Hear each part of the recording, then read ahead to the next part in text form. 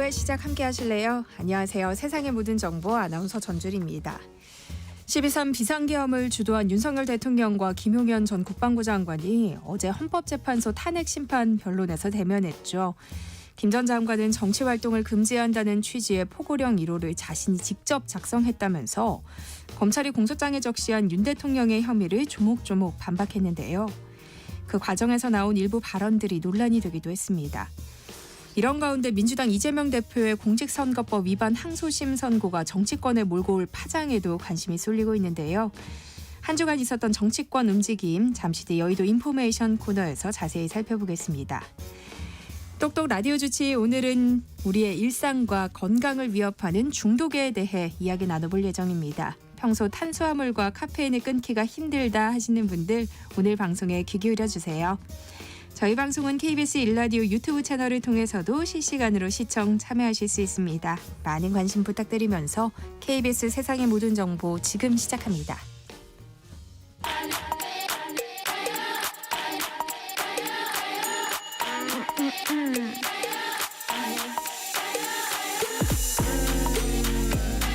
혹시 뉴스파 틀리셨나요? 한낮에 전해진 소식들 꼼꼼히 정리해드리겠습니다. 오늘의 뉴스 조현정 시사평론가와 함께합니다. 어서 오세요. 네, 안녕하세요.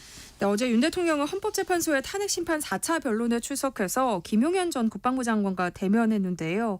어떤 얘기들이 오갔어요? 네, 일단 내란 공범으로 지목된 두 사람이 이 자리에서 한 명은 피청구인, 한 명은 증인 이렇게 만난 건데요. 처음에는 윤 대통령이 그 김용현 전 장관 심판정에 들어오는 모습을 쳐다봤는데 김용현 전 장관은 윤 대통령을 쳐다보거나 시선을 맞추거나 인사하는 모습은 없었고요. 김용현 전 장관은 위증이 있으면 벌을 받겠다는 증인 선서를 하고 진술을 이어갔습니다.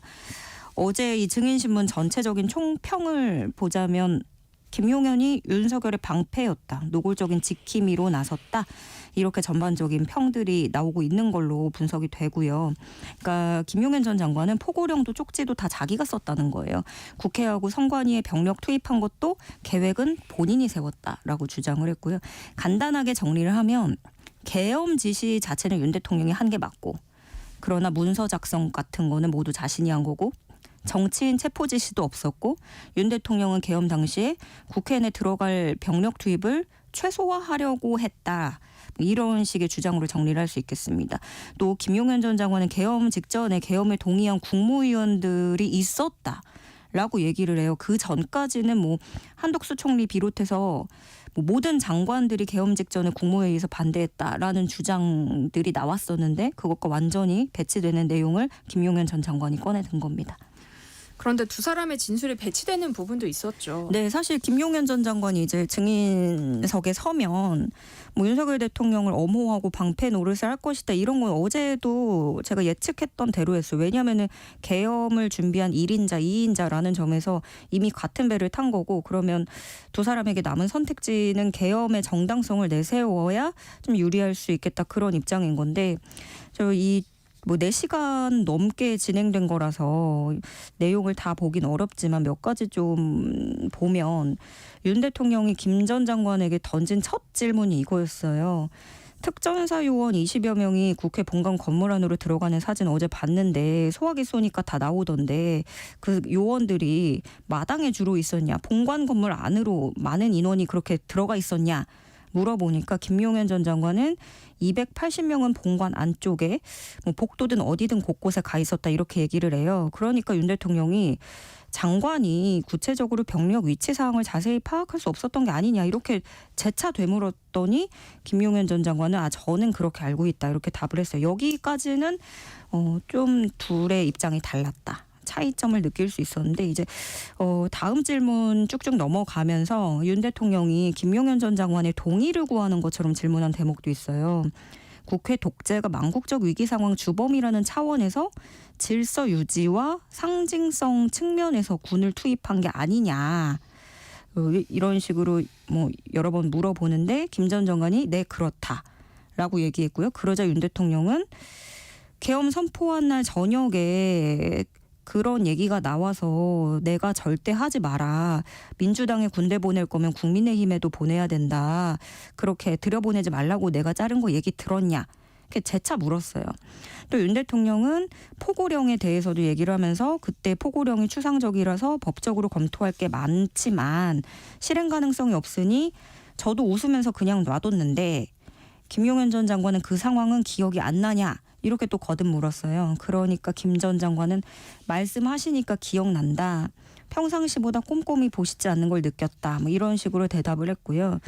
그런데 김 전 장관 앞서 검찰 조사에서는 다르게 얘기를 했거든요. 윤 대통령이 포고령 작성 과정에서 관련 법전을 찾아봤다. 이렇게 진술한 것으로 알려졌었어요. 근데 제가 이 긴 문장들을 일일이 소개를 드린 건 이 질문의 요지와 과정들이 이 자체로 증인에게 어떠한 유도신문에 해당한다라는 그렇게 보는 시각도 있고요.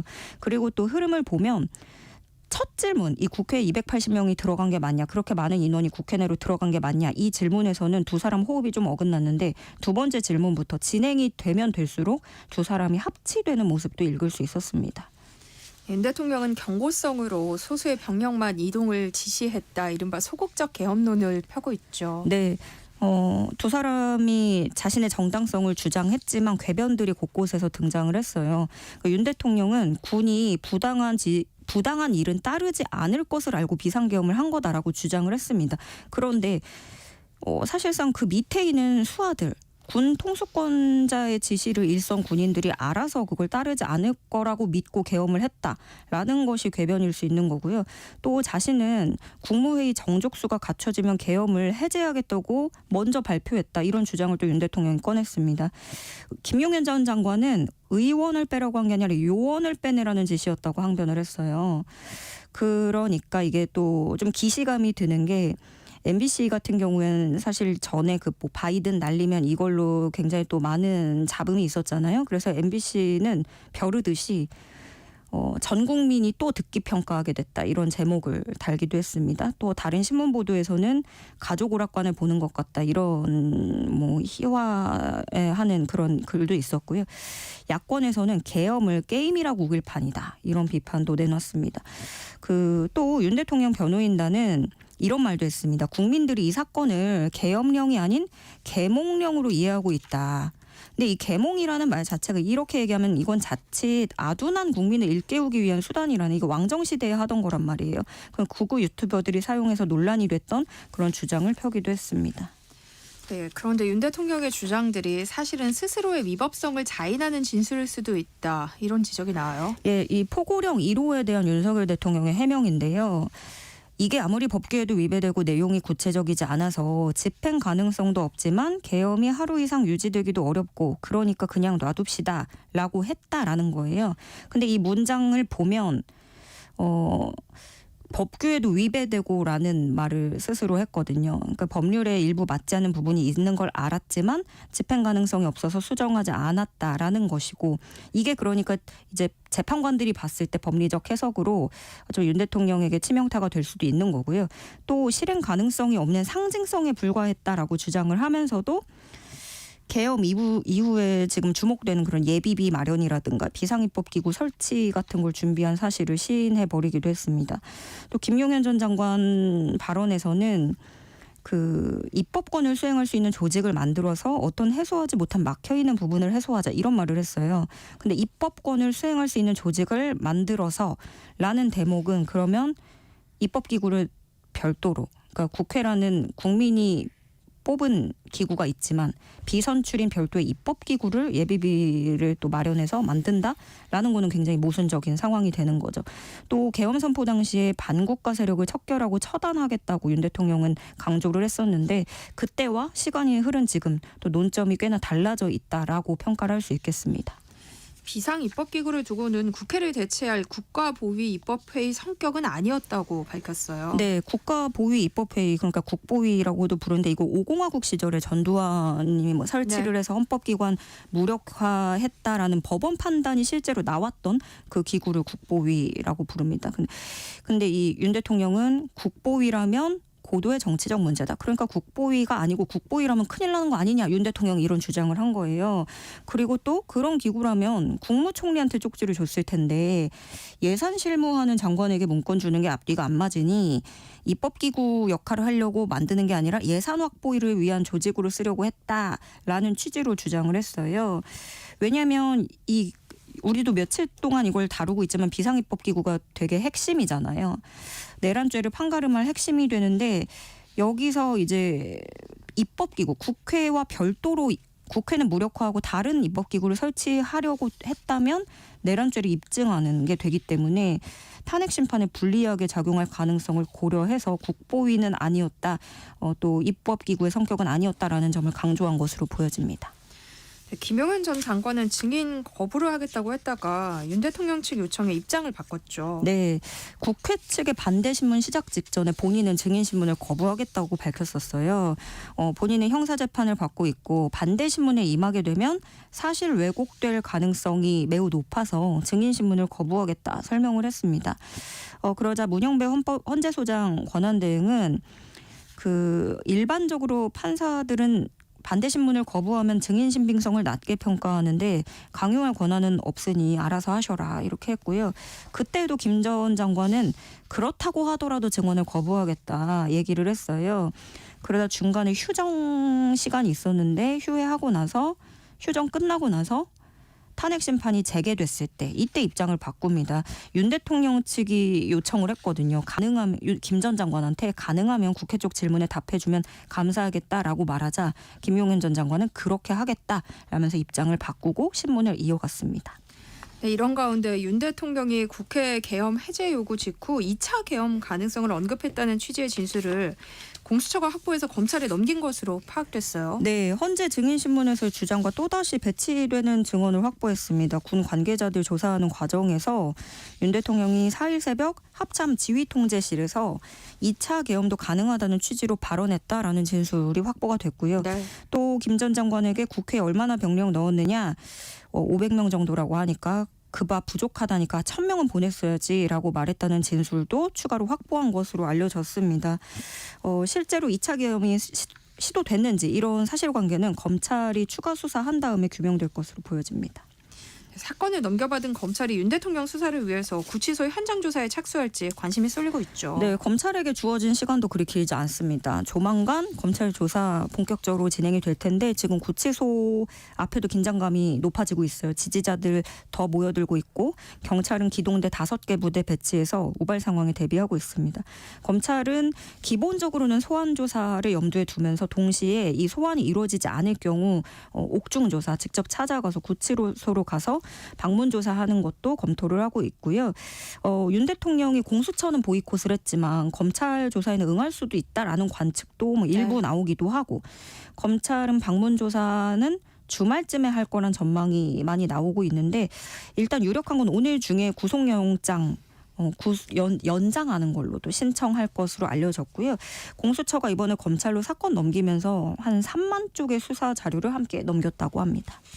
김성훈 대통령 경호처 차장과 이광우 경호본부장은 오늘 오전 조사를 받기 위해서 경찰에 재출석했죠. 네, 이번이 3번째 조사고요. 오전부터 이제 경찰에 출석하느라 들어가면서 기자들하고 마주쳤어요. 네, 김성훈 차장은 총기 사용하려고 했다는 의혹에 대해서 어떤 입장이냐고 묻자 그런 사실 없다라고 딱 잘라 말했고 그러니까 기자가 이광우 본부장은 관저에 기관단총 배치한 걸 인정했더라라고 했더니 관내 배치가 아니라 원래부터 평시에 배치돼 있는 총이다. 이런 주장을 김성훈 차장은 꺼냈습니다. 또 체포 저지를 하지 않겠다라는 지시를 거부하겠다는 경호처 직원은 업무 배제한 게 사실이냐라는 질문에도 그런 사실이 없다라고 했고요. 지금 피의자 신분인데 석방됐다고 해서 경호처장 직무대리 그 본업에 돌아간 게 적절하느냐 이런 질의에 대해서는 그럼 대안을 달라 이렇게 얘기를 했습니다. 그런가 하면 이광우 경호본부장은 기관총을 배치하라고 지시했던 이유로 진보 노동단체 때문이었다고 얘기를 했거든요. 그 단체는 민주노총이었던 것으로 확인이 됐습니다. 민주노총 시위대가 관저로 쳐들어온다라는 보고를 받고 대비하려고 했던 것이다 라고 경찰에 이광호 본부장이 진술을 했다고 하고요. 그러자 민주노총 측에서는 실탄 준비 여부 시민들에게 총구를 겨누라고 했다는 것은 충격적이고 무기로 무장하기 위해서 민주노총 핑계를 댄 것으로 보고 있다라는 입장을 밝혔습니다. 네. 어제 국회에서는 서울 서부지법 폭동 사태에 대한 긴급 현안 질의가 진행됐는데요. 여야 간 고성이 오가기도 했어요. 네, 더불어민주당은 내란 수괴, 윤 대통령을 옹호하는 국민의힘은 반국가 세력이고 이것을 선동하고 있는 집단들이 모두 반국가 세력, 반체제 세력 아니겠느냐 이렇게 따져 물었습니다. 특히 국민의힘 의원들의 일부 행보들 있잖아요. 뭐 극우 세력들이나 유튜버들하고 가깝게 친밀하게 지내거나 동조하거나 이런 발언과 행동들을 꼬집은 거고요. 그래서 여당이 폭동 세력들을 부추겼다 이렇게 주장을 했고 국민의힘은 물론 폭동을 옹호하는 게 아니라고 전제를 하면서도 국민들의 분노와 갈등의 근본적 원인은 민주당에 있다고 반박을 했어요. 그러니까 거대 야권에 의한 발목 잡기, 뭐 탄핵 남발, 입법 폭주 이런 것들이 원인을 야기했다는 그런 주장을 했습니다. 네, 오늘의 뉴스 조현정 시사평론가와 함께했습니다. 고맙습니다. 네, 고맙습니다. KBS 1라디오 세상의 모든 정보 함께하고 계신 지금 시각은 12시 36분입니다. 이 시각 교통정보 알아봅니다. 이 시각 교통정보입니다. 연휴를 하루 앞둔 오늘 지금 아직까지는 주요 도로 상황 여유로운 편입니다.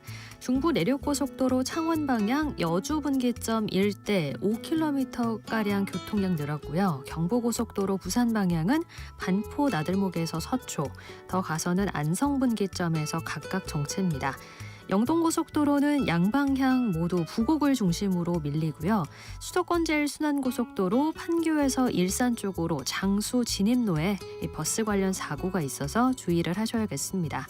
서울 시내 서부 간선도로 성산대교 방향 고척교에서 성산대교 남단까지 제속도 못 내고요. 올림픽대로 공항 쪽 잠실대교에서 동호대교까지 정체입니다. 나란히 가는 강변북로 일산 방향 동호대교부터 반포대교까지 막히고요. 분당 수서로 청담대교 쪽 수서에서 청담대교 남단까지 속도가 떨어집니다. 반대 성남 방향은 수서나들목 3차로가 작업으로 부분 통제니까요. 차선 변경 잘하시기 바랍니다. KBS 교통정보센터에서 임초희였습니다.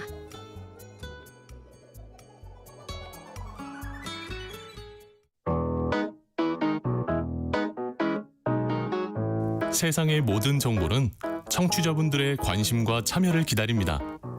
방송 들으시면서 궁금한 점이 있거나 의견 공유하고 싶은 분들 계시면 문자 보내주세요. 추첨을 통해 모바일 쿠폰 보내드리겠습니다. 참여하실 번호는 샵 9730이고요. 짧은 문자 50원, 긴 문자 100원의 이용료가 부과됩니다. 콩 게시판을 통해서는 무료로 참여하실 수 있고요. KBS 1라디오 유튜브 채널을 통해서도 실시간으로 시청 참여하실 수 있습니다. 청취자 여러분들을 여의도 정치로 안내해드리는 시간이죠. 여의도 인포메이션 문화일보 이은지 기자와 함께합니다. 어서 오세요. 안녕하세요. 네, 어제 헌법재판소 탄핵심판 변론에서는 12.3 비상계엄을 주도한 윤석열 대통령과 김용현 전 장관이 대면했는데요. 윤석열 대통령 변호인 측은 국민들은 계엄을 계몽령이라 이해하고 있다라는 발언을 했고 김용현 전 장관은 국회에서 의원을 끌어내려 했던 게 아니라 요원을 빼내려 한 거였다 이렇게 주장했는데요. 여기에 대한 정치권 반응은 어때요? 네, 민주당에서는 또 바이든 날리면 식의 기만 전술이냐 전국민 듣기평가 시즌2라면서 맹비판을 했는데요. 김 전 장관이 궤변을 늘어놓으며 또다시 국민과 헌정체제를 기만하고 있다고 지적했습니다. 국민의힘에서는 비상계엄 선포 관련된 수사나 탄핵심판 관련해서 대통령이 방어권을 행사하는 부분이기 때문에 당으로서는 공식적 입장이 없다라고 말을 했는데요. 이 사실관계를 정확히 알 수도 없고 모르는 상태에서 언급하는 건 적절치 않다고도 했는데 굉장히 조심스러운 반응입니다. 하지만 국민의힘 지도부도 탄핵 인용은 피할 수 없다고 보고 있고요. 다수 여당 의원들도 마찬가지입니다. 다만 대통령의 방어권은 법률로서 충분히 보장받아야 하는 부분이기 때문에 별도 언급을 피하고 있을 뿐인데요.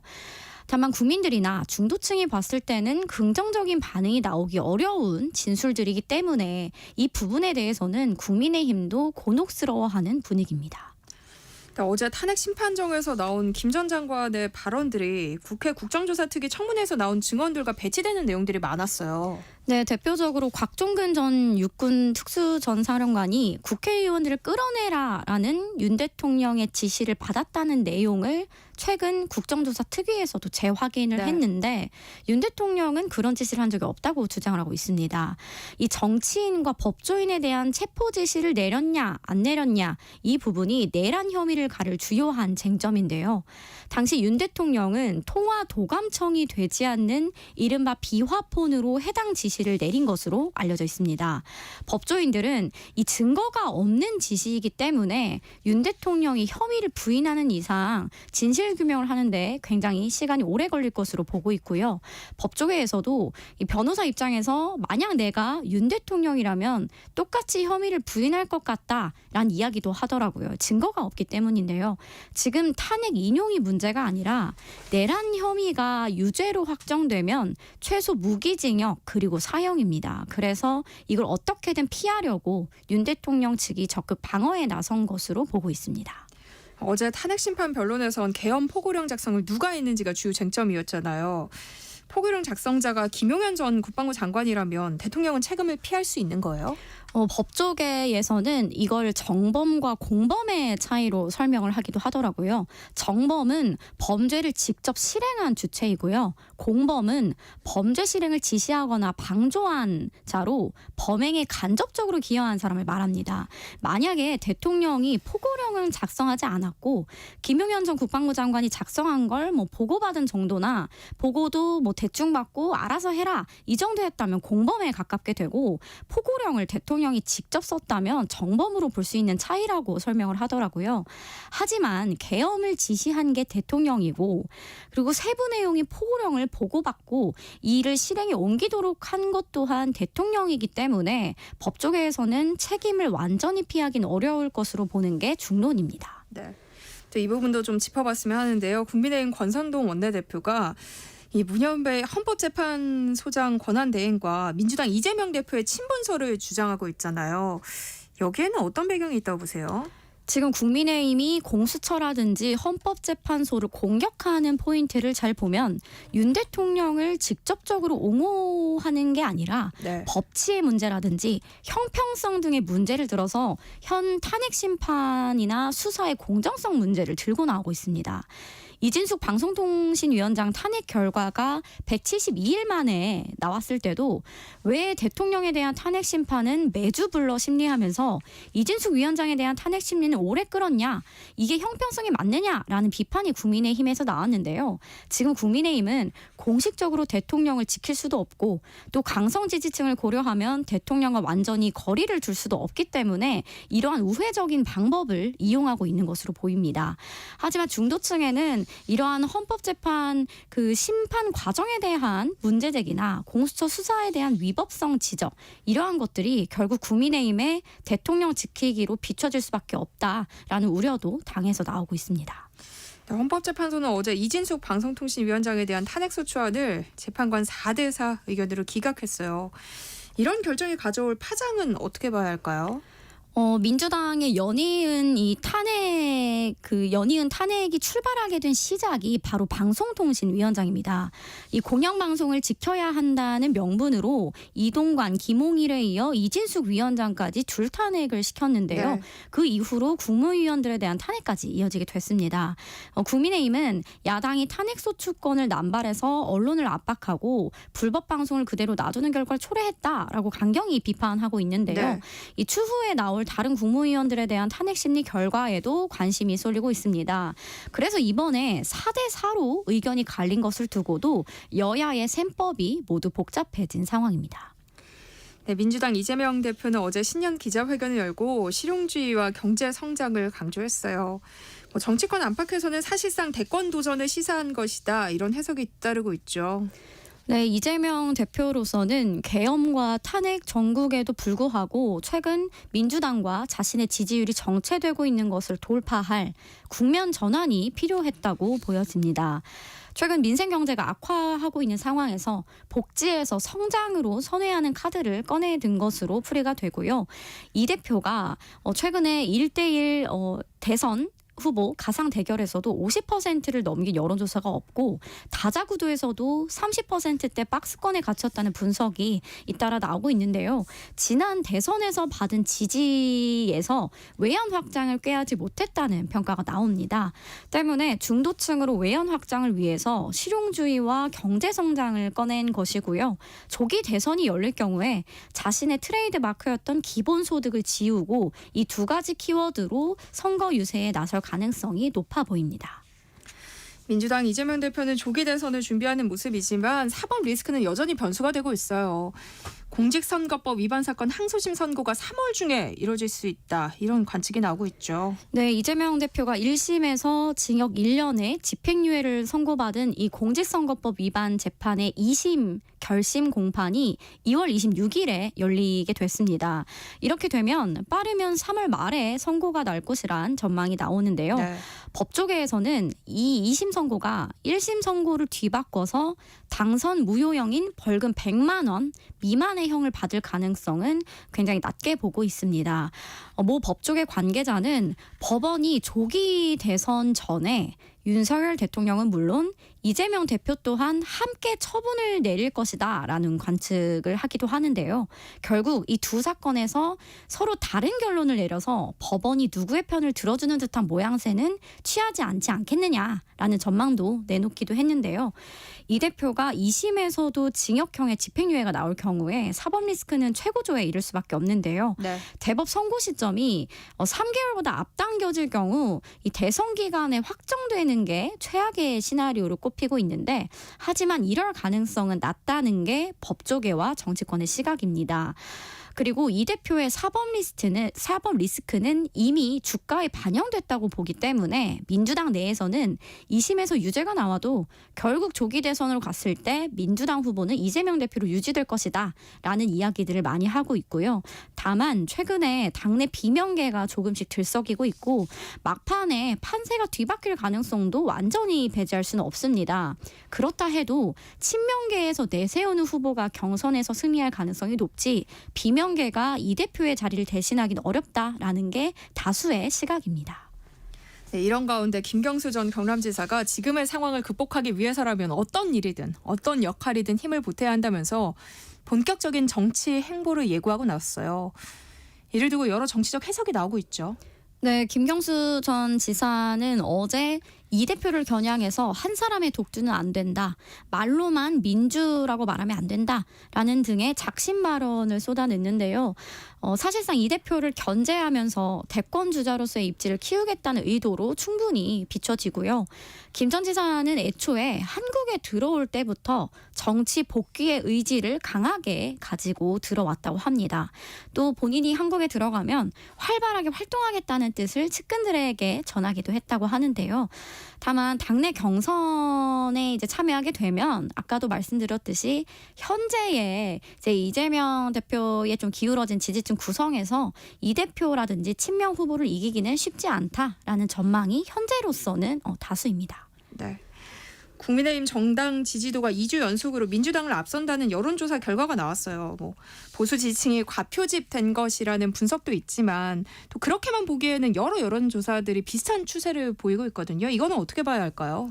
네, 오늘 한 여론조사 전문가에게 좀 물어봤는데 보수 지지층의 적극 응답 또한 여론으로 봐야 한다는 이야기를 하더라고요. 오히려 계엄과 탄핵 정국에서는 진보층이 적극 응답을 해서 그때는 진보가 과표집됐는데 그때는 문제를 제기하지 않다가 이번에 보수 과표집만 논란이 되고 있다라는 말을 하기도 하더라고요. 하지만 그만큼 국민들의 계엄이나 탄핵에 대한 충격이 컸기 때문에 이러한 결과가 쉽게 받아들여지지 않는 것은 사실인 것 같습니다. 네. 다만 한국갤럽이나 전국 지표조사, 리얼미터 등 공신력 있는 여론조사에서도 이러한 현상이 계속해 나타나면서 단순히 보수 과표집으로만 볼 게 아니라 라는 의견도 나오는데요. 결국 선거라는 거는 얼마나 나의 지지층이 나와서 투표를 하느냐의 결과가 달렸다는 이야기가 네. 있는데 대통령 선거 역시 국민 절반 이상의 지지를 받아 당선되는 게 아니라 나를 찍어줄 사람들을 최대한 투표장을 많이 나오게 하는 싸움이라는 겁니다. 그래서 지지층 결집 또한 중요한 건데요. 다만 이 중도층의 여론을 보면 이제 전체 결과와 굉장히 괴리가 있습니다. 중도층은 윤석열 대통령 탄핵 찬성 의견과 정권 교체 여론이 과반을 훌쩍 넘기고 있어서 현 여론조사에 국민의힘이 고무돼서는 안 된다라는 지적도 적지 않습니다. 지난 대선에서 0.72%포인트 차이로 윤 대통령이 이재명 대표를 이겼는데요. 네. 현 상황에서 조기 대선이 열리게 되면 누가 중도층을 더 많이 끌어오느냐 그 작은 차이로 승패가 갈리게 된다는 방증입니다. 그런데 이러한 캐스팅 보터인 중도층의 마음을 국민의힘이 잡지 못하고 있다는 점에서 현 여론조사와 차기 대선의 판도를 연속성 있게 보면 위험하다라는 우려가 당 내에서도 있습니다. 네. 앞서도 잠깐 언급이 됐지만 민주당 이재명 대표가 다자구도에서는 압도적인 지지율을 보이고 있지만 여권 후보와의 양자 대결에서는 승리를 장담할 수 없다는 여론조사 결과가 나왔어요. 네, 이재명 대표가 여권 주자인 김문수 고용노동부 장관과 오차범위 내에서 이제 2위를 한 여론조사 결과가 나와서 논란이 좀 됐는데요. 시사저널이 조언의 나이에 의뢰해서 이제 1월 18일부터 19일 이틀간 전국 성인 남녀 1,006명에게 조사한 결과인데 조기 대선이 열린다는 전제로 이재명 대표 대 김문수 장관 양자 대결 투표 의향을 물었는데 김 장관이 46.4%의 지지율로 41.8%인 이 대표를 앞서는 것으로 나타났습니다. 두 사람의 격차는 4.6%포인트로요. 플러스 마이너스 3.1%포인트인 오차범위 내였지만 이 대표가 양자 대결에서 여권 후보에게 오차 범위 내 지는 결과가 나온 건 이례적입니다. 또 여권에선 김문수 고용노동부 장관이 홍준표 대구시장과 한동훈 전 대표보다 더 선호도가 높게 나타났어요. 이건 어떻게 봐야 할까요? 국민의힘 내에서도 이를 두고 굉장한 토론이 벌어지고 있다고 하는데요. 좀 취재를 종합해 보면 누가 더 훌륭하고 좋냐 이게 아니라 누가 더 실수를 안 했느냐의 문제라고 여권 관계자들은 분석을 하고 있습니다. 홍준표 대구시장의 경우는 연일 페이스북을 통해서 강성 지지층만을 겨냥한 발언을 쏟아내고 있죠. 호불호를 더욱 명확하게 하고 있고 한동훈 전 대표 같은 경우는 불명예스럽게 대표직을 내려놓고 언론에 거의 노출되고 있지 않은 상황입니다. 이러한 상황에서 김문수 고용노동부 장관은 지지층 내에서 인식이 나쁘지 않고 지금 다른 후보들에 비해서 상대적으로 큰 사고 없이 조용히 장관직을 수행하고 있습니다. 또 김 장관은 강성 이미지를 갖고 있지만 한편으로는 청렴한 정치인으로도 알려져 있는데요. 기존에 거론되던 정치인들보단 차라리 오히려 김문수 장관이 낫다라는 대비 효과로 보여집니다. 그리고 만약 윤석열 대통령의 탄핵소추안이 헌법재판소에서 인용이 되면 결국 대통령과 국민의힘은 선을 긋고 갈 수밖에 없어서 탄핵에 반대했던 홍준표 대구시장이나 강성기조인 김문수 장관보다는 탄핵에 반대했던 오세훈 시장이나 한동훈 전 대표가 오히려 부상할 수 있다는 관측이 다수입니다. 네. 국민의힘 권영세 비상대책위원장은 최근 강경 우파와 같은 특정 세력과 거리를 둔다는 건 적절하지 않다고 본다. 이런 취지의 발언을 했어요. 이 역시 지지율을 고려한 발언이었을까요? 네, 그렇다고 보여지고요. 그리고 공식적이고 원론적인 답변일 수밖에 없는 게 정치라는 게 강성 지지층도 있고 미온적 지지층도 있는 것이고요. 그러한 다양한 이념의 스펙트럼 사이에서 어디서부터 어디는 우리가 배제할 거고 뭐 중도 보수부터는 허용하겠다. 이런 식으로 정당 정치를 할 수 없는 게 한계이기 때문에 그런 것 같고요.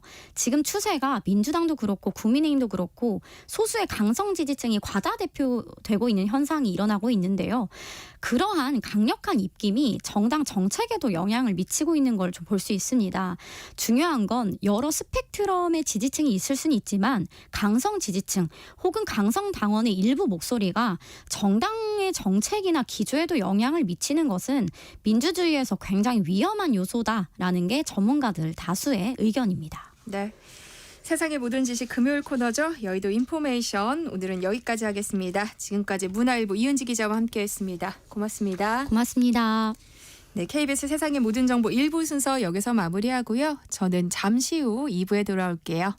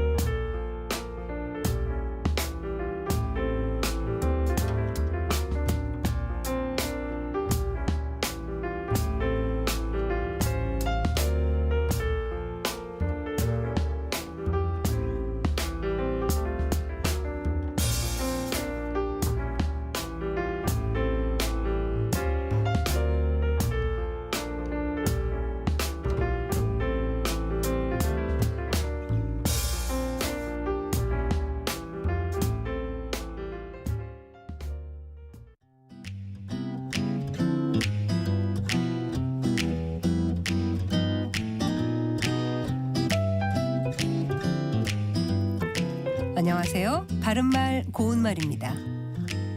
KBS 1텔레비전에서 방송되고 있는 우리말 겨루기에서 나왔던 문제를 짚어보겠습니다. 오늘은 제시되는 뜻풀이에 해당하는 표현을 맞히는 문제입니다. 고유어 명사로 이것도 저것도 아닌 중간치란 뜻과 탐탁하지 아니한 사람이란 뜻이 있는 삼음절로 된 표현은 무엇일까요? 출연자의 답에 어중이, 얼뜨기, 얼치기가 있었는데 이 중에서 정답은 얼치기입니다. 그가 입고 온 옷은 한복도 아니고 양복도 아닌 얼치기였다. 와 같은 경우에는 얼치기가 이것도 저것도 아닌 중간치의 뜻으로 쓰인 것입니다. 그리고 사람들은 그를 아무것도 모르는 얼치기로 보고 마냥 무시했다. 라고 하면 이때는 탐탁하지 아니한 사람이란 뜻으로 쓰인 것이지요. 또 얼치기란 말에는 이것저것이 조금씩 섞인 것이라는 뜻도 있는데 예를 들어 도토리묵이라고 해도 밀가루가 섞여 얼치기 도토리묵이 되었다. 이렇게 말할 수 있겠습니다. 참고로 출연자의 답에 나왔던 어중이는 어느 쪽에도 속하지 아니하며 태도가 분명하지 아니한 사람이란 뜻과 제대로 할 줄 아는 것이 별로 없어 쓸모가 없는 사람이란 뜻이 있습니다. 또 얼뜨기는 겁이 많고 어리석으며 다부지지 못하여 어수룩하고 얼빠져 보이는 사람을 낮잡아 이르는 말입니다. 지금까지 바른말 고운말 아나운서 국혜정이었습니다.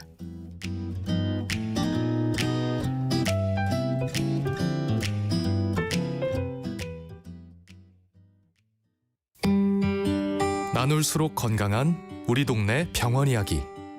저희 아버지 심장혈관에 문제가 있다고 합니다.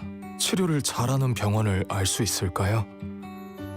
소방관 일을 하며 가장 당혹스러운 전화였습니다. 진료가 가능한 병원을 안내하는 업무를 맡고 있지만 치료를 잘하는 병원이라니. 고민을 하던 차에 우리 지역 좋은 병원 찾기 서비스를 알게 됐습니다. 지역 내 병원 정보와 평가까지 자세히 나와 있었습니다. 이거다 싶어 신고자분께 서비스를 알려드렸더니 몇 번이고 감사하다고 말씀하셨습니다. 사랑하는 가족의 건강 문제에 간절하지 않은 사람이 어디 있을까요? 우리 지역 좋은 병원 찾기 서비스 덕분에 119로서 정확한 정보를 전달할 수 있었습니다. 이건우님의 지역의료 경험수기 공모 당선작을 재구성했습니다. 이 캠페인은 건강보험 심사평가원과 함께합니다.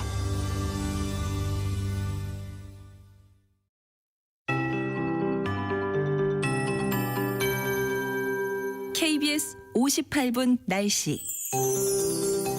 오늘도 기온은 평년을 크게 웃돌고 있습니다. 하늘도 대체로 맑은 상황인데요. 서울은 9도까지, 세종, 강릉 8도, 대전 10도, 광주, 대구 12, 부산, 제주 14도까지 오르겠습니다. 전국이 7도에서 14도 분포로 대체로 겨울치고 온화한 편이 되겠고 미세먼지 대부분 보통인데요. 지금 대기질이 나쁨 수준인 곳이 수도권 일부나 충청권, 대구 쪽입니다.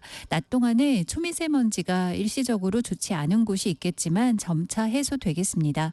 오늘 오후부터 동해안은 차츰 흐려지면서 건조특보 발효 중인 동해안과 산지는 오후에, 경북 동해안과 북동 산지는 늦은 밤에 가끔 비나 눈 예보가 있습니다. 이 때문에 건조특보도 해제되겠고 오늘 밤부터 내리는 이 눈은 시간당 1에서 3cm 정도로 강원 산지에 많이 내리면서 습설로 예보가 돼 있습니다. 무거운 눈이기 때문에 대비가 필요합니다.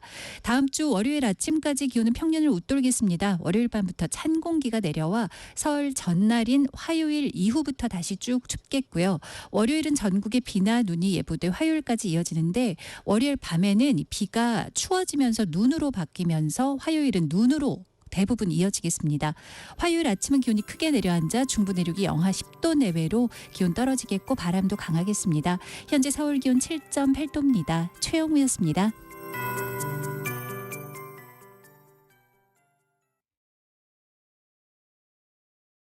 정성을 다하는 국민의 방송 KBS가 한시를 알려드립니다.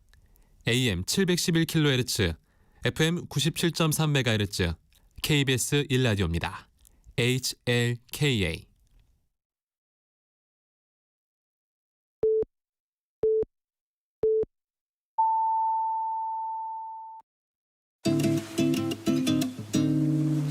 나른한 오후를 책임질 영양 만점 지식 비타민. 세상 세상의 모든 정보.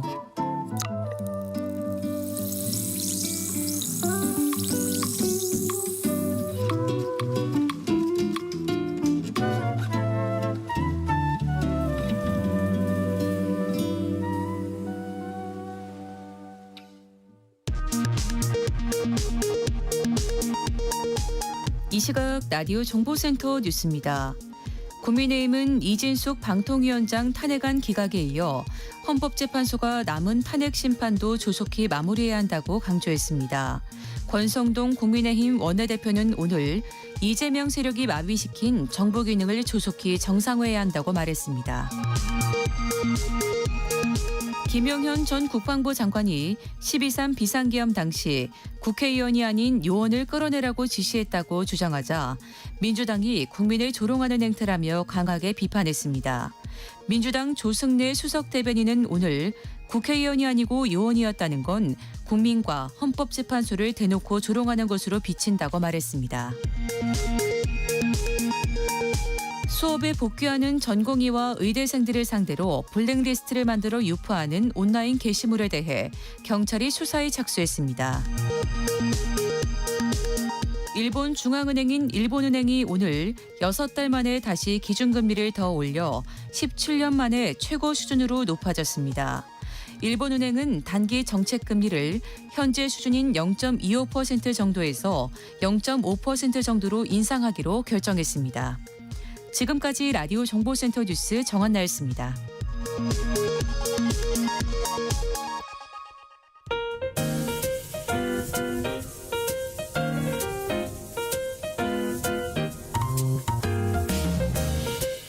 정신없이 바쁜 하루, 지금 우리 주변에서 벌어지고 있는 사건 사고 소식들 한숨 돌리며 살펴보시죠. 하프타임 뉴스 임선우 뉴스캐스터와 함께합니다. 어서 오세요. 안녕하세요.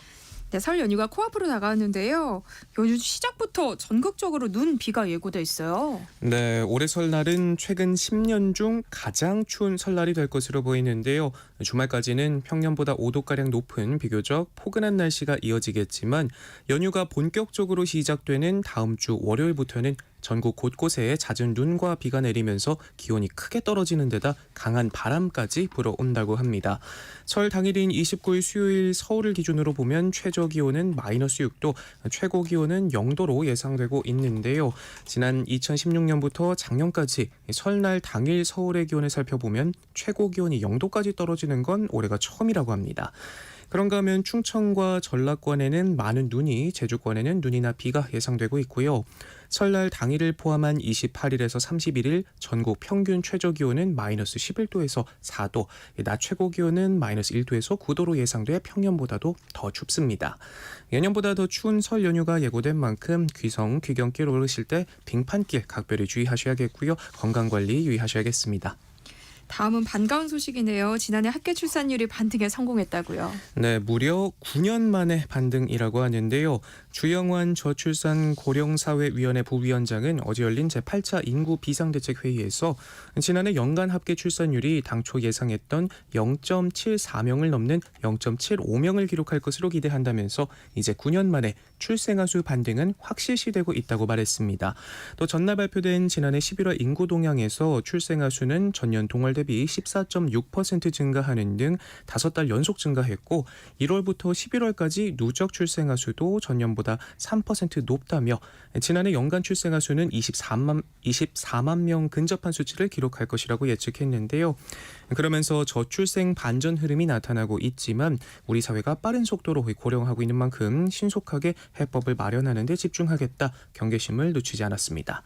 정부는 지난해 반등 추세를 올해도 이어가기 위해서 후속 저출생 대책을 차례로 내놓겠다는 계획입니다. 이날 회의에서도 이 새로운 저출생 대책이 발표됐는데요. 먼저 다자녀 가정 지원을 대폭 확대하기로 했는데 미성년 3자녀 이상 가정에는 주말과 공휴일 고속도로 통행료 20% 감면을 추진하고요. 또 다자녀 가정 자녀가 고등학교 입학할 때 집 근처 학교, 형제자매와 같은 학교 등으로 배정해주는 일반고 우선 배정 제도의 전국적 확대도 추진한다고 합니다. 이 밖에 공무원의 경우 육아휴직을 자녀가 초등학교 6학년이 될 때까지 쓸 수 있도록 국가공무원법을 개정하는 등 다양한 방안들이 논의되고 있다고 하네요.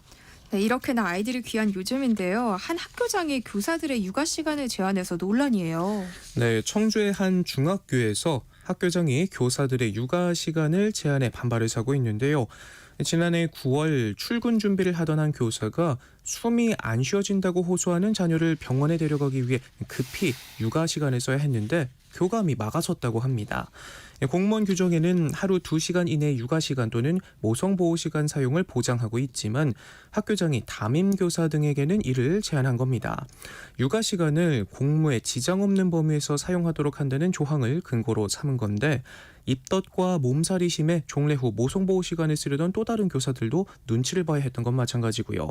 일부 교사들은 결국 교장을 직장 갑질로 신고했지만 충북교육청은 갑질로 보기 어렵다고 판단했습니다. 교장이 학습권 보장을 사유로 이 육아 시간 등의 사용을 통제하는 건 제지할 근거가 없다는 겁니다. 정부가 저출생 대책으로 육아 시간 사용 등을 권장하고 있지만 정작 현장에선 여전히 겉돌고 있다는 지적이 나올 수밖에 없는 대목이고요. 문제가 불거지자 해당 학교 교장은 담임 교사 등도 육아 시간과 모성 보호 시간을 쓰도록 논의하겠다고 밝혔는데 백날 첫날 모두가 노력하면 뭐하나요? 이렇게 그때그때 땜방식 대처로 어물쩍 넘어가려는 걸 볼 때면 참 갑갑할 따름입니다. 네. 일부 지방 의원들이 공무활동 예산을 부당하게 사용했다 적발됐어요. 네, 혈세로 밥값을 내고 마라톤에 볼링까지 참 야무지게 다양하게도 썼는데요.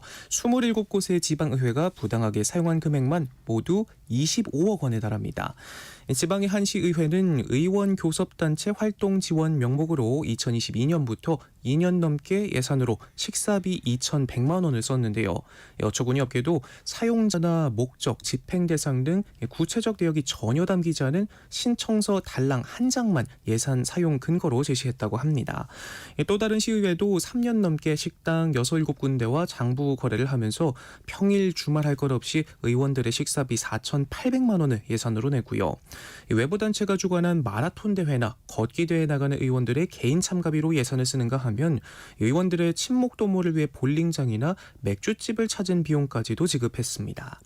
이뿐일까요? 의정연수 체육대회 명목으로 개당 30만 원 상당의 등산복 점퍼를 비롯해 단체복을 구매하는 데에도 10개 의회가 총 1억 6천만 원을 썼고요. 또 국내 출장 시 공무원은 숙박비 상한액이 있지만 의원들은 없다는 점을 악용해서 숙박비를 허위로 청구한 사례도 여러 적발돼 문매를 맞고 있습니다. 네, 국제갱단이 강원도를 중간 거점으로 삼고 초대형 비밀 작전에 나섰다 발각됐다는 소식이에요. 네, 국제 마약 조직과 연계해 무려 122만 명이 투약할 수 있는 양의 코카인을 벽토로 위장해 밀수입하고 제조한 뒤 유통하려던 일당이 재판에 넘겨졌는데요. 캐나다 국적의 총책을 비롯해 5명이 구속 기소됐고요. 또 국내 제조 총책은 이미 다른 범죄로 재판을 받고 있어 추가 기소됐고 또 해외로 도주한 공범 4명에 대해서도 인터폴 적색 수배가 내려졌습니다. 이 수법도 참 교묘한데요. 국내 유령 회사를 세워 건축용 벽토를 수입하는 것처럼 가장해 액상 코카인을 들여왔고요. 이 중 일부는 건축 자재를 구입해 통을 비운 다음 옮겨 담는 일명 통가리 수법으로 호주로 재수출하기도 했고 나머지는 강원도로 옮겨져 직접 고체 코카인을 제조했다고 합니다. 얼핏 보면 꼭 벽돌처럼 생겼지만 이렇게 만들어진 네모 반듯한 고체 코카인에는 큼지막한 알파벳이 새겨져 있었는데요. 캐나다 갱단을 상징하는 표식이었다고 하고요. 미국 갱단 출신도 포함돼 있었는데 그간 우리나라를 중간 거점 삼아 마약을 밀수해왔고 한술 더 떠서 이 남은 코카인을 고체로 만들어 국내 유통하려다 덜미가 잡힌 겁니다. 이들이 만든 고체 코카인은 300억 원어치 무려 122만 명이 한 번에 투약할 수 있는 양이라고 하고요. 국내 코카인 범죄 사상 최대 규모로 검찰은 이들이 국제 마약 조직에서 체계적 지시를 받은 것으로 보고 있습니다. 네. 국민연금을 매달 300만 원 넘게 받는 사람이 처음으로 등장해서 관심이 쏠리고 있어요. 네, 지난 1988년 국민연금 제도가 도입되고 무려 37년 만에 처음 있는 일이라고 하는데요. 이게 도대체 어떻게 가능한 건지 살펴보니까 이른바 소득 대체율이 높았던 국민연금 제도 시행 때부터 가입해 30년 넘게 장기 가입하면서 가입 기간이 길었던 게 큰 역할을 했습니다. 또 노령연금 연기 제도를 활용해서 애초 노령연금을 받을 수 있는 연령을 5년 뒤로 늦추면서 수령 액수를 늘린 것도 한몫했다고 하는데요. 하나씩 자세히 뜯어보면 국민연금은 가입자가 최소 10년 이상 보험료를 내야 노령연금 수급 권리를 확보할 수 있는데 가입 기간이 길수록 또 낸 보험료가 많을수록 소득 대체율이 높을수록 수령 금액이 커집니다. 소득 대체율은 일할 때 받던 생애 평균 소득의 몇 %를 노후에 국민연금이 대체해 줄 수 있는지를 나타내는 지표인데 37년 전 출범 당시에는 70%였지만 급속한 고령화로 기금 고갈 우려가 커지자 매년 하락하다가 현재는 41.5%까지 내려왔고요. 3년 뒤인 2028년까지 단계적으로 40%까지 하락하게 돼 있습니다. 또 다른 비법으로 꼽혔던 연금 연기 제도는 노령연금 지급 연기에 따른 연금의 가산 제도를 의미하는데 노령연금 수급권자가 희망하는 경우 보험료는 더 내지 않고 연금 수령 시기를 최대 5년 동안 연금액의 전부나 또는 일부를 늦춰서 받을 수 있도록 하고요. 연기 기간에 따라 연 7.2%씩 연금액이 늘어납니다. 다만 전문가들은 무턱대고 연기연금을 신청하는 건 옳지 않다 조언하고 있는데요. 수령 시기를 늦추면 많이 받는 대신 수령 기간이 줄어드는 만큼 최종 연금액이 감소할 수 있다고 하고요. 연기연금은 당장 연금을 타지 않아도 생활하는 데 지장이 없을 만큼 소득이 있고 또 건강해서 장수할 가능성이 큰 사람에게 유리한 만큼 자신의 건강 상태와 소득, 평균 수명 등을 고려해 신중하게 결정해야 한다고 조언합니다.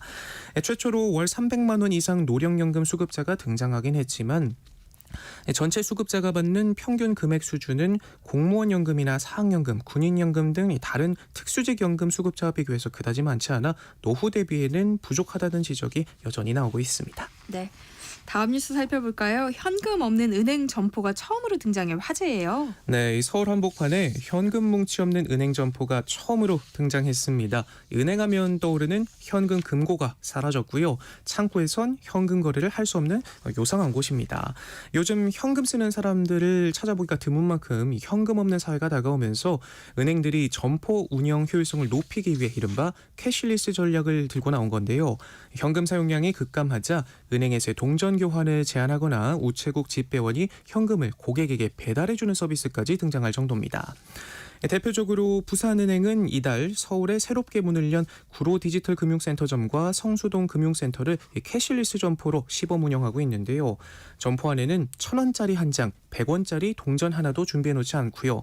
현금이 사라진 은행 금고에는 수표와 어음, 유가증권 등 서류 뭉치만 보관돼 있습니다. 지난해 7월 시중은행으로 전환한 IM뱅크 역시 캐시리스 점포 전략을 택했는데 ATM이 보유한 현금 수량을 감안하면 직원이 현금을 만질 이유가 없다며 캐시리스 점포 도입을 지시했다고 하고요. 개인 고객은 앱을 비롯한 디지털로 업무를 처리하도록 하고 이 창구는 일종의 상담센터 역할만 한다고 합니다. 업계에선 큰 공간을 차지하는 금고가 점포에서 사라지면 비용 절감 효과가 상당할 것으로 보고 있고요. 하지만 여전히 현금을 쓰고 있는 일부 이용자들의 불편이 커질 수 있다는 우려가 나오긴 하지만 추세에 따라 점포 운영 전략이 변하는 것은 불가피하다는 의견이 많습니다. 실제로 입출금 거래 중 대면 거래 비중은 3.6%의 100명 중 3명에 불과한 수준이라 현금 없는 시대에 발맞춰 새로운 서비스가 속속 등장하고 있다고 하네요. 앞서 말씀드린 것처럼 우체국에서 시행하는 현금 배달 서비스가 대표적인데 집배원이 현금을 인출해 고객이 원하는 날짜에 전국 어디든 현금을 배달해 줍니다. 배달 금액은 10만 원부터 50만 원까지 만원 단위로 설정할 수 있고요.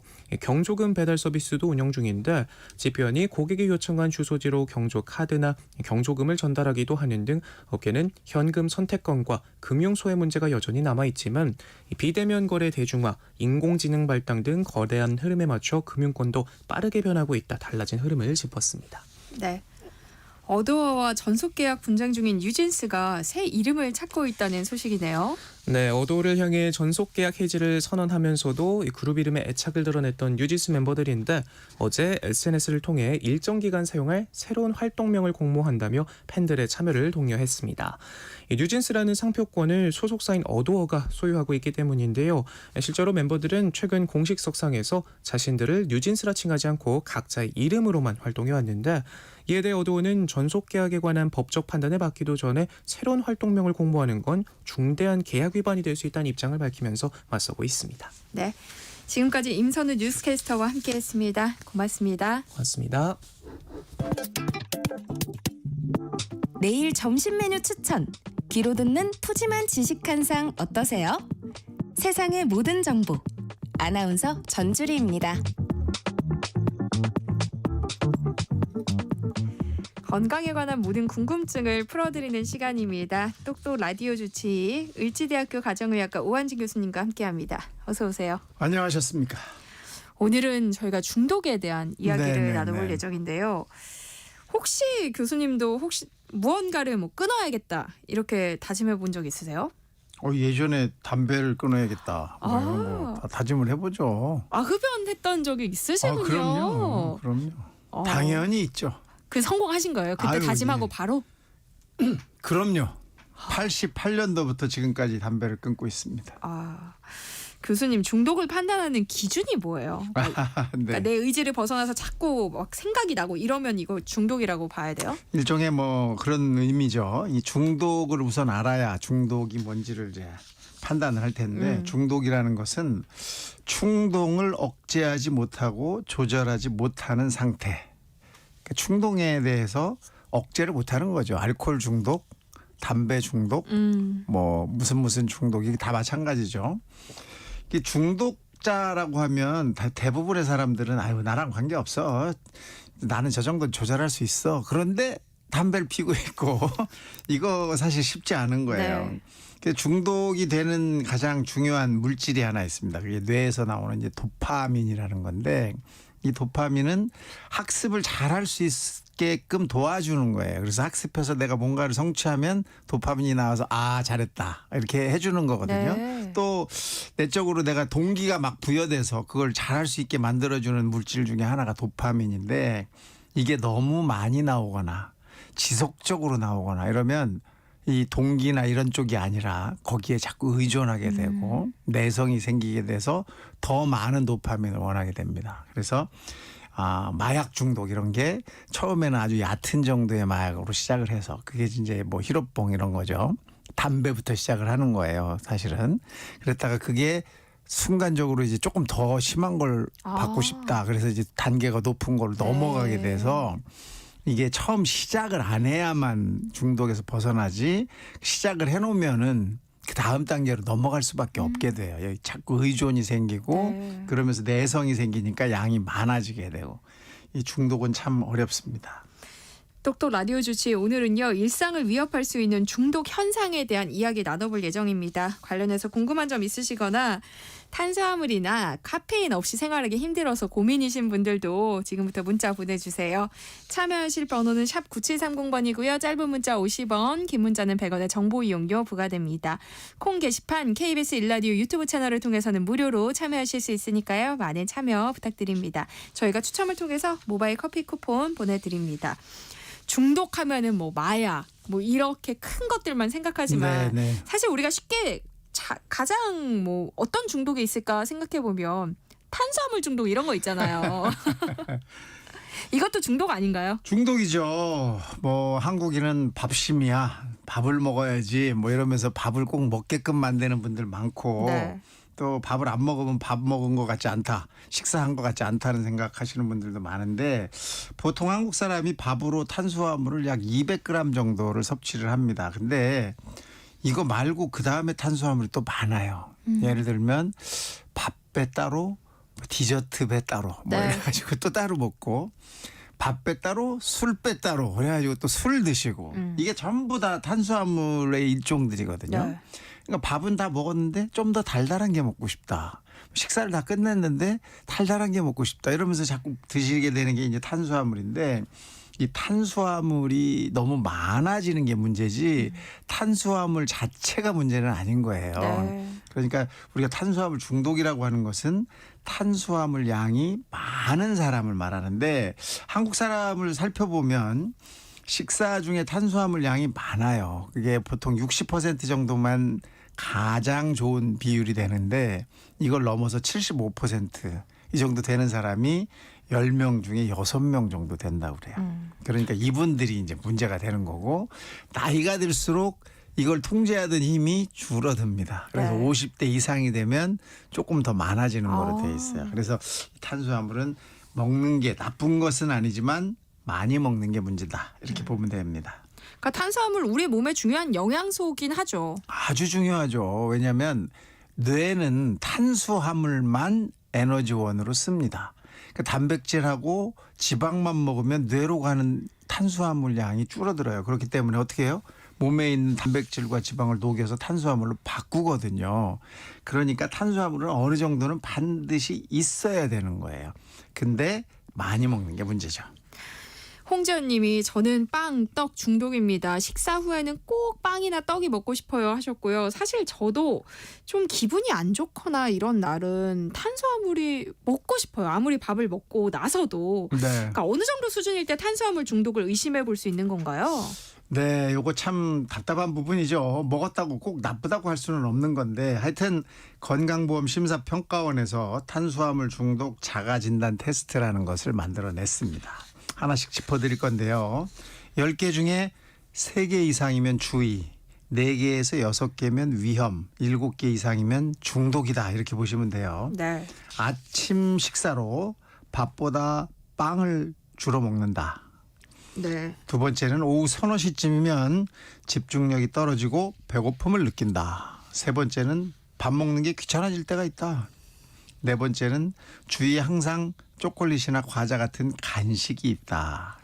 다섯 번째, 방금 밥을 먹었는데도 허기가 가시지 않는다.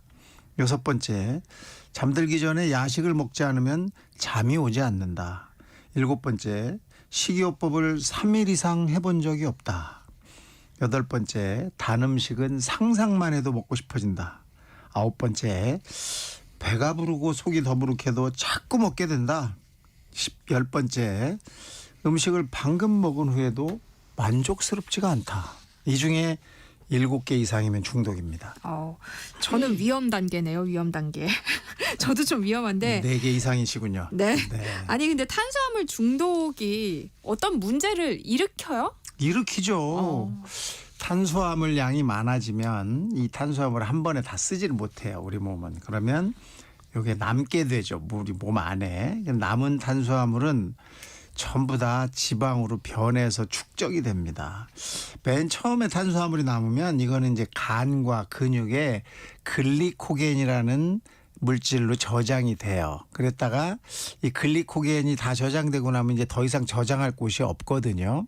그러면 탄수화물을 그냥 저장하면 탄수화물 저장할 때 필요한 물의 양이 엄청나게 많아서 우리 몸이 눈사람 같이 돼버려요. 금방. 그래서 이걸 최적으로 가장 효율적으로 저장할 수 있는 방법이 바로 지방으로 만드는 거예요.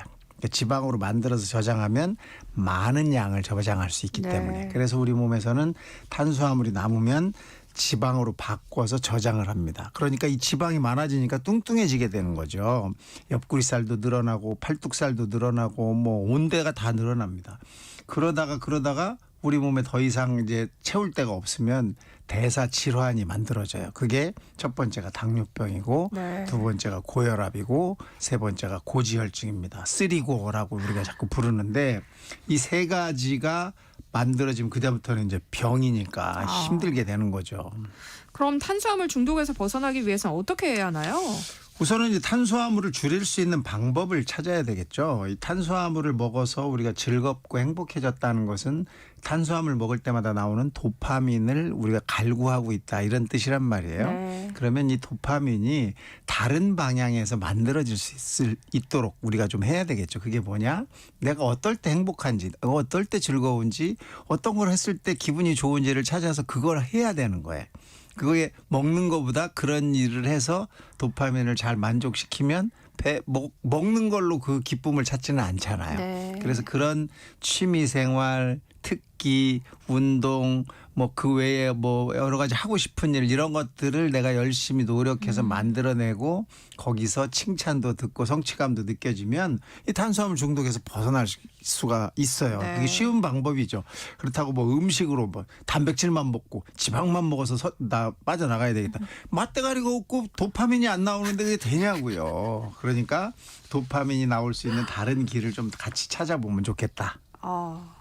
그러니까 우리가 흔히 피로감이나 스트레스 때문에 몸이 지칠 때 당 떨어졌다 이런 표현 자주 쓰잖아요. 그렇죠. 그러니까 이 설탕 중독도 좀 조심해야겠죠. 그렇죠. 이 설탕이 아니라 이제 당분인데 이게 이제 당분이 들어가면 기분이 싹 좋아진단 말이에요. 혈당이 올라가는 순간 사람이 안정적이 되고 우리가 밥 먹고 나면 늘어지고 이런 게 다 기분이 좋아지는 거잖아요. 근데 이 당이 떨어지면 당을 몸에서 만들어내야 돼요. 왜냐하면 뇌가 당을 써야 되니까. 그래서 몸에 있는 단백질, 지방을 녹여서 당으로 바꾸는 작업을 하게 되는데 이때가 되면 사람이 그렇게 기분이 좋아지지를 않는단 말이죠. 그래서 당 떨어졌다 이런 표현을 하게 되는데 요걸 우리가 자꾸 당 떨어졌다고 당분을 보충하다 보면 당에 중독이 또 되는 거니까 이때 내가 왜 이렇게 되는지를 잘 네. 생각해 보셔야 됩니다. 자연스럽게 또 이야기가 이어질 것 같은데요. 카페인 중독도 있잖아요. 이것도 그렇죠. 심각한 상황이죠. 아유 카페인 필요하죠. 아침에 막 나 눈이 안 떠져. 근데 커피 먹으면 눈 떠져. 이런 사람들 있잖아요. 저요. 그게 카페인 중독이라고 볼 수 있는데 근데 카페인은 중독은 원래 금단 증상이 나타나야 돼요. 그래서 설탕 중독, 탄수화물 중독은 그걸 안 먹으면 막 벌벌 떨리고 기분이 나빠지고 이런 증상이 기분이 있죠. 나빠져요. 근데 카페인이 떨어지면 약간 늘어지는 것 같고 뭐 집중이 잘 안 되는 거 정도지 그거에 큰 금단 증상은 별로 없단 말이에요. 그래서 반드시 뭐 중독이다 이렇게 이야기하기는 좀 어려운데 그래도 이거 안 먹으면 나 눈 안 떠져야 하시는 분들이 있기 때문에 중독이다 이런 말을 쓰는 거죠. 이것도 사실은 얼마 전에 또 우리 아주 중요한 앵커 한 분께서 내가 커피 10잔을 끊었더니 하루에 10잔씩 먹던 걸 끊었더니 기분이 요즘 잠도 잘 잔다 이런 소리 한 적이 있잖아요. 저도 봤어요. 네, 그런 게 이 중독과 연관이 있는 거라고 생각을 합니다. 그러니까 어떤 때 카페인 중독을 의심해 볼 수 있을까요? 보통 이제 카페인도 사실은 WHO에서는 한계를 두지 않는 물질 중에 하나예요. 아무리 많이 먹어도 몸에 큰 해가 없다라고 해놓은 물질인데 이 카페인도 사람마다 해결해낼 수 있는 그 능력치가 조금씩 달라요. 그래서 어떤 사람은 오후에 카페인을 먹어도 잠도 잘 자고 문제가 없는데 어떤 사람은 오후 되기 바로 직전에 먹어도 밤에 잠을 못 잔다 이런 분들도 있거든요. 그게 바로 카페인을 해결 못하는 능력 때문인데 그래서 카페인을 중독에 얼마까지가 중독이냐라고 이야기하기는 개인별로 차이가 있습니다. 하지만 일반화하면 250mg 이상 섭취하면 카페인 중독 고위험군에 속한다. 250ml라고 하면 뭐 스부, 뭐 별다방 이런 데에서 파는 정상적인 그 따뜻한 커피 석 잔 정도. 그래서 이걸 다 마시는 사람들, 이런 사람들은 고위험군이다 이렇게 볼 수가 있습니다. 미국 정신의학회에서도 육체적 정신적 질환이 없고 최근까지 하루 카페인 섭취량이 250mg 이상이면서 12가지 중 5가지가 나타나면 카페인 중독 의심해라 이렇게 돼 있거든요. 1번 안절부절 못함, 2번 신경질적이거나 예민함, 3번 자주 흥분함, 4번 불면, 5번 얼굴 홍조, 6번 잦은 소변 혹은 소변량 과다, 또 7번 소화불량 등의 위장장애, 8번 두서없는 사고와 언어, 9번 근육 경련, 10번 주의 산만, 11번 지칠 줄 모름, 12번 맥박이 빨개지거나 불규칙함. 이 중에 5개가 넘는다 그러면 중독이 의심된다 이렇게 보라는 거예요. 근데 뭐 그 정도 되는 사람들은 그렇게 흔하지는 않습니다. 그런데 가끔 커피 안 마시면 두통이 생긴다 하는 분들도 있더라고요. 이거는 왜 그런 거예요? 이 두통이 사실은 커피를 안 마시고 나타날 때는 금단 증상 중에 하나라고 그래요.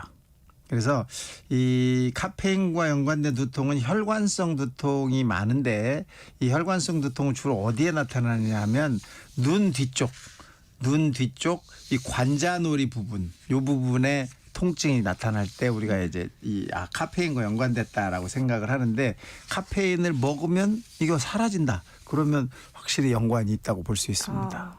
그리고 요즘에 카페에 가면 성인들 말고 학생들도 많이 오더라고요. 많죠. 근데 이렇게 청소년들이 커피 마셔도 괜찮아요?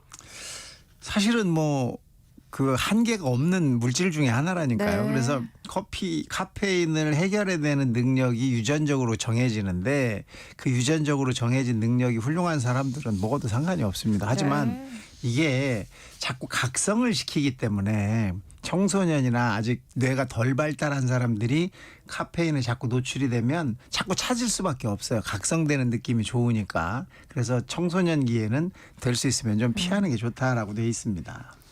똑똑 라디오 주치 오늘은요 우리의 일상과 건강을 위협하는 다양한 중독에 대한 이야기 나눠봤는데요. 관련해서 궁금한 점 있으시거나 탄수화물이나 카페인 없이 생활하기 힘들어서 고민이신 분들 문자 보내주세요. 노래 한 곡 듣고 오한진 교수님의 처방 받아보겠습니다. 신해철의 재즈카페. 네. 신해철의 재즈카페 함께 들어봤습니다. 그 사이 많은 분들이 문자 보내주셨어요. 3077님, 저는 흰 쌀밥을 즐겨 먹는 편인데요. 먹어도 돌아서면 배가 고픕니다. 그래서 빵과 라면을 또 찾게 돼요. 이게 탄수화물 중독인가요? 하셨어요. 아니죠. 이거는요 혈당이 떨어진 거예요. 왜냐하면 탄수화물은 위에 머무르는 시간이 짧아요. 네. 지방과 단백질은 위에 머무르는 시간이 이 탄수화물에 비해서 한 5배, 6배 정도 됩니다. 네. 그러니까 시간이 오래 걸리잖아요. 배가 안 고프죠. 점심 때 나가서 고기를 좀 몇 개 주워 먹고 들어오신 날은 아마 저녁 때 나갈 때까지 배가 고픈 생각이 별로 없어요. 그런데 점심에 나가서 잔치국수, 고기 하나도 안 들은 거 네. 그것만 드시고 들어오면 가기 전에 막 배가 고프죠. 왜냐하면 탄수화물은 금방 소화가 돼서 배출이 되기 때문에 배가 비게 되고 혈당이 떨어져서 금방 배고픈 거예요. 그러니까 이런 분들은 단백질, 지방을 좀 같이 드시면 배가 안 고파집니다. 그걸 잘 이해하시면 돼요. 네. 콩으로 백이명 님이 저는 원두커피와 라떼를 즐겨 마십니다. 그런데 원두커피 4잔 정도 마시면 심장에도 도움이 된다는 얘기를 들은 적이 있는데 진짠가요? 하셨어요. 커피는요 현재까지 나온 수백만 가지 연구 논문에서 네. 건강에 나쁘다라고 나와 있는 게 거의 없어요. 대부분은 다 좋습니다. 간암에 걸린 사람도 커피를 먹으면 간 기능이 더 좋아진다라는 그런 연구 결과까지 있을 정도인데 네. 근데 이게 사람마다 다 다른 거예요. 어떤 사람은 커피 한 잔만 먹어도 가슴이 두근거리고 막 미치겠는데 그거를 내가 심장에 도움된다고 4잔을 마시면 어떻게 되겠습니까? 그래서 이건 개개인별로 조금씩 차이가 있으니까 자신한테 맞춰서 드시면 됩니다. 콩으로 이현식 님이요. 35년간 담배를 피다가 3년 전에 금연에 성공했습니다. 와, 대단하시네요. 그런데 그 이후로 담배 생각이 날 때마다 빵과 떡을 먹고 있어요. 이런 현상도 중독인가요? 하셨어요. 네, 담배 피면 도파민이 팡팡 나오다가 안 나오니까 빵과 떡 먹으니까 도파민 나오는 거잖아요. 일이 또 중독이 될 수 있거든요. 네. 그래서 빵과 떡을 먹지 말고 담배 생각 날 때마다 가서 운동을 하세요. 그래서 운동으로 좀 바꾸시면 훨씬 도움이 되고 그래서 담배 끊으신 분들이 이런 거 먹다가 살찌잖아요. 네, 그러니까 다들 그 얘기 하시더라고요. 네. 담배 끊었더니 살찐다. 먹었다는 거죠. 그거는 담배 끊어서 그냥 찌는 게 아니라 그러니까 그걸 운동으로 좀 승화시키면 도움이 되실 것 같습니다. 또 콩으로 천은경 님이 저는 당뇨가 있는데요. 아침 겸 점심으로 탄수화물을 밥 한 젓가락 정도 먹고 있어요. 너무 적게 먹는 걸까요? 하셨어요. 한 젓가락이 뭡니까? 아, 진짜 너무 하시는 거 아니에요? 좀 더 드셔도 괜찮습니다. 그리고 당뇨라고 탄수화물을 아예 안 드시는 게 아니고 이 균형 잡힌 식사라는 거거든요. 네. 그래서 탄수화물이 한 60%, 뭐 지방이 한 20%, 그다음에 단백질이 한 30-40%뭐 이렇게 뭐 잘 구성되어 있는 식사를 하셔야지 탄수화물로 밥 한 젓가락을 먹으면 아마 배고파서 또 다른 과일이라든지 이 모양새가 바뀐 탄수화물을 엄청 많이 드실 거예요. 그러니까 그러지 마시고 조금 더 드시고 단백질과 지방이 섞인 걸로 드시면 좋을 것 같습니다. 네.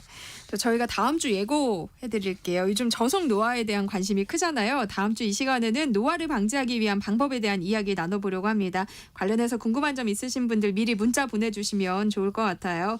저희 프로그램이 끝나는 시간까지 문자 주시거나요. 세모정 홈페이지에 글 남겨주시면 되는데요. 미리 참여해주시면 방송에서 소개될 확률도 오르고 또 조금 더 깊이 있는 상담 가능하니까요. 많은 참여 부탁드립니다. 참여해 주실 번호는 샵 9730번이고요. 짧은 문자 50원, 긴 문자는 100원의 이용료 부과됩니다. 그리고 저희 홈페이지 시청자 참여 게시판은요. 무료로 이용하실 수 있어요. 자, 똑똑 라디오 주치 오늘 여기까지 하겠습니다. 을지대학교 가정의학과 오한진 교수님과 함께했습니다. 고맙습니다. 감사합니다.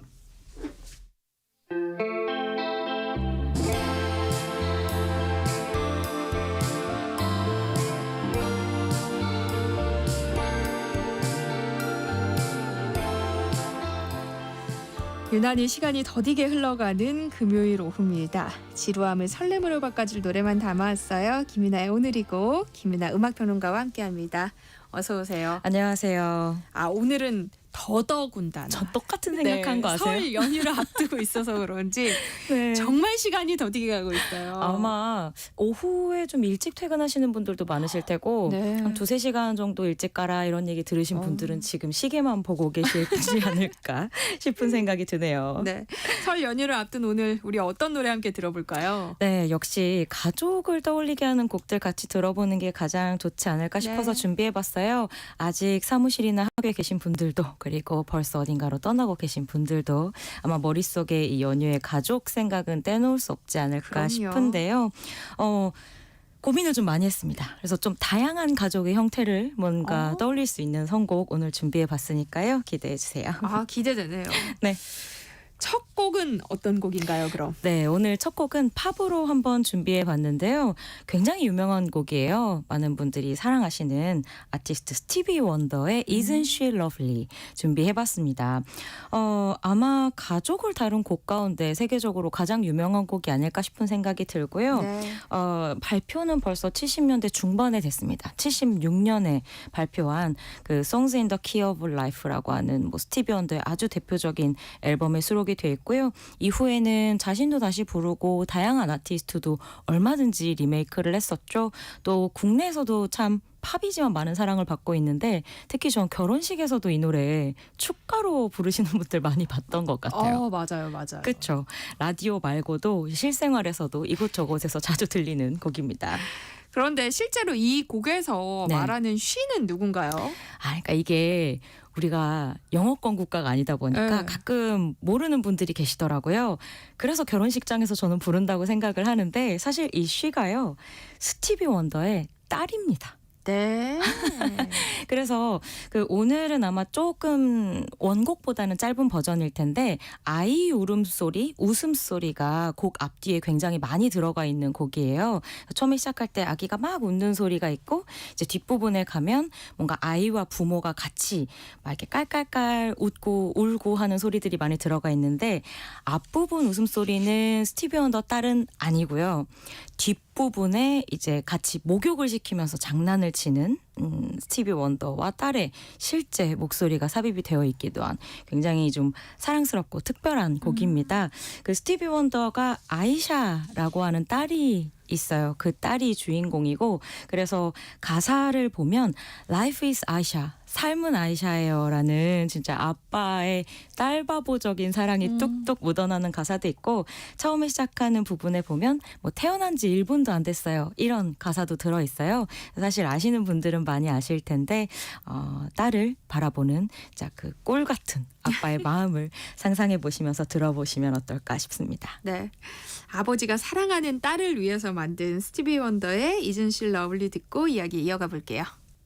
스티비 원더의 Isn't She Lovely 듣고 왔습니다. 네. 배미라님이 좋은 노래 들으니까 시간이 빨리 가네요. 아유. 라고 보내주셨어요. 감사합니다. 그나마 다행이에요. 그죠? 그러니까요. 시간을 더 빠르게 가게 하기 위해서 우리 또 다음 곡 어떤 곡 들어볼까요? 좋습니다. 좀 달려가 봐야 할 것 같은데요. 앞선 스티비 원더 노래가 이제 부녀 간의 사랑을 다루고 있다면 이번에는 남매의 사랑으로 한번 가보도록 하겠습니다.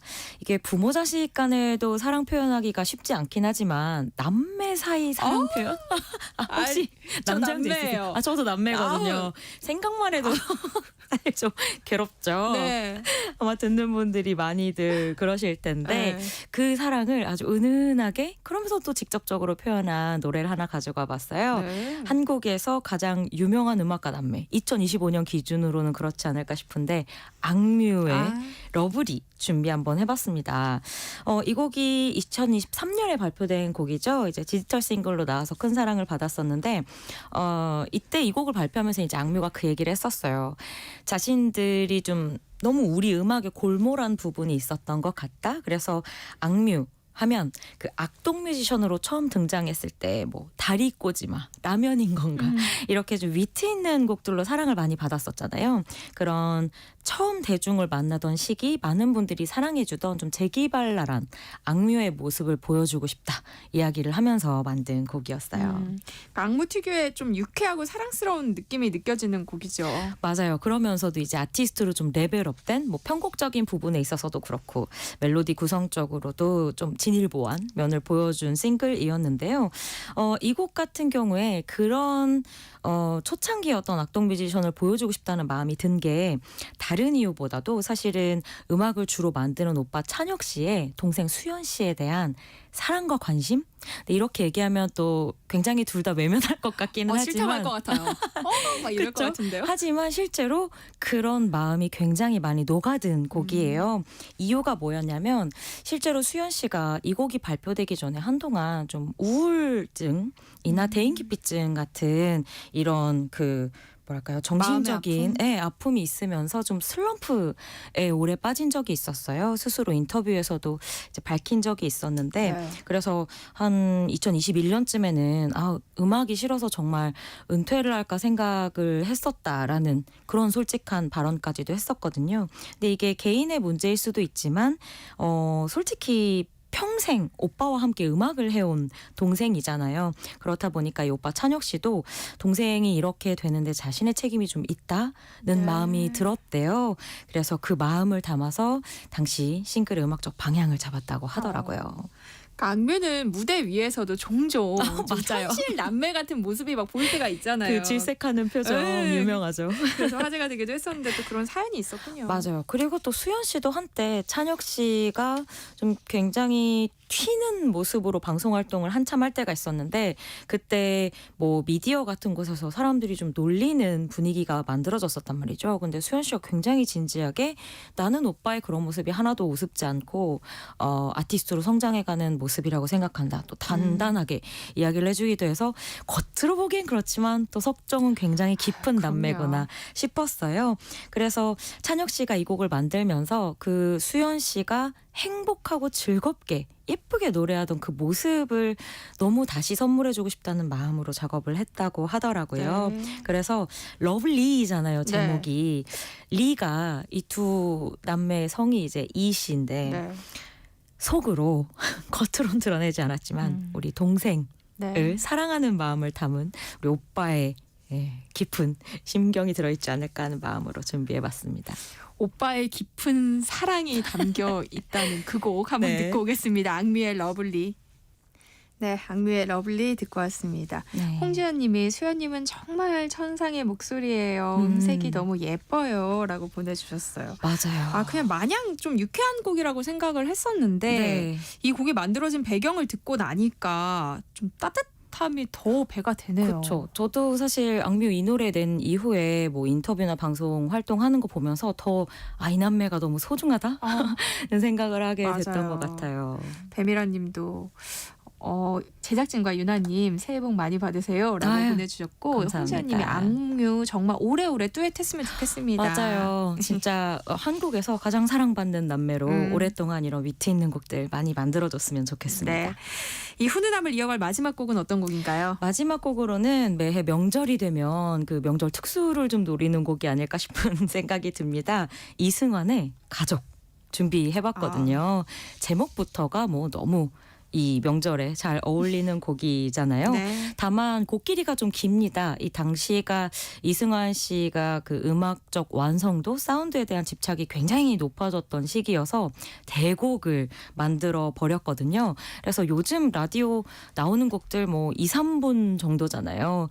이 정도 길이가 되는 곡 틀기가 쉽지는 않겠지만 그래도 이때다 싶어서 이 명절 때가 아니면 또 언제 들어보겠나 싶어서 준비해봤습니다. 이 앨범 자체가 높은 평가를 받는다고 하니까 앨범에 수록된 다른 곡들도 좀 궁금해져요. 맞아요. 제가 앞서 말씀드린 것처럼 당시 이승환 씨가 굉장히 음악적 완성도에 집착할 시기였는데요. 4집이 휴먼 그리고 5집 이 곡이 수록되어 있는 앨범이 사이클이라고 해서 정말 뭐 전반적으로 뭐랄까 앨범이라는 것을 애정하시는 분들이라면 누구나 좀 가치 평가를 높게 할 수밖에 없는 작업이었어요. 제목이 사이클이잖아요. 윤회라고 하는 그 개념으로 앨범을 이제 좀 탄탄하게 레벨을 만들어서 완성을 한 작품이고요. 그래서 앨범을 보면 첫 곡부터 아이에서 어른으로라는 그 표제곡 같은 곡이 있어요. 근데 이 곡이 1, 2, 3로 나뉘어져서 앨범의 처음, 중간, 마지막을 장식하고 있을 정도로 좀 대작의 느낌이 나는 그런 작품 가운데 타이틀로 이 가족이 낙점되었었습니다. 그러니까 해외 뮤지션도 많이 참여했죠. 그럼요. 그 휴먼 때부터였던 것 같은데요. 뮤지션 참여뿐만이 아니라 프로듀서 또 녹음하는 스튜디오까지 전부 미국에서 작업을 해왔었어요. 네. 특히 당시 같이 참여했던 프로듀서 데이빗 캠벨이라는 인물이 있는데 저도 그땐 좀 어렸는데 하도 유명하고 대단한 사람이라고 해서 저도 아주 귀에 인이 박히도록 들었던 기억이 납니다. 그래미상만 뭐 수십 번 탈 정도로 뭐 필 콜린스에서 에릭 클랩튼, 링킨 파크 같은 아티스트까지 다양하게 손을 댔던 인물이라서요. 이 곡 어떻게 들어보면 이승환 씨의 포근한 발라드 같은 느낌이 들다가도 말씀드린 어떤 미국에서의 최첨단 사운드 메이킹 그리고 이런 대단한 프로듀서와의 협업이 만들어내는 어떤 깊이 느껴보시면 좋을 것 같습니다. 네, 이승환의 가족 끝곡으로 들려드리고요. 김윤아의 오늘이고 여기서 마무리하겠습니다. 고맙습니다. 감사합니다. 네, 끝으로 이승환의 가족 함께 들으시고요. 저는 다음 주 월요일에 다시 찾아뵐게요. 지금까지 아나운서 전주리였습니다. 고맙습니다.